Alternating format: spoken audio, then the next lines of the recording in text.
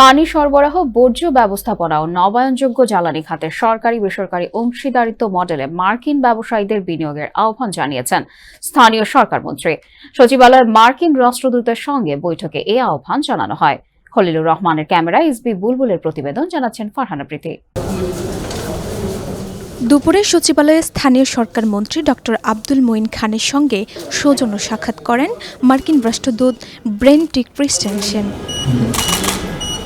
সাক্ষাৎ শেষে ব্রিফিংয়ে প্রতিমন্ত্রী মীর শাহ আলম জানান, বাংলাদেশ ও যুক্তরাষ্ট্র সরকারের মধ্যে সুসম্পর্ক আরও এগিয়ে নেয়ার বিষয়ে বিস্তারিত আলোচনা হয়েছে। বিগত 6 মাসে মন্ত্রণালয়ের বিভিন্ন কার্যক্রম, সরকারের নীতি এবং নির্বাচনী ইশতেহারে থাকা বিষয়গুলোর বাস্তবায়নের অগ্রগতিও মার্কিন রাষ্ট্রদূতের কাছে তুলে ধরা হয়। বাংলাদেশের সাথে মার্কিন সরকারের যে সুসম্পর্ক রয়েছে, সেই সুসম্পর্ক যাতে আরও গভীর হয় এবং সামনের দিকে যাতে আরও এগিয়ে নিয়ে যাওয়া যায়, এ ব্যাপারে মাননীয় মন্ত্রী এবং উনি একমত হয়েছেন। সরকারের পলিসিগুলো উনি আরও জানতে চেয়েছেন এবং আমাদের ইশতেহারের বাইরেও যে কর্মসূচিগুলো নেন সেগুলোতে উনি সন্তোষ প্রকাশ করেছেন।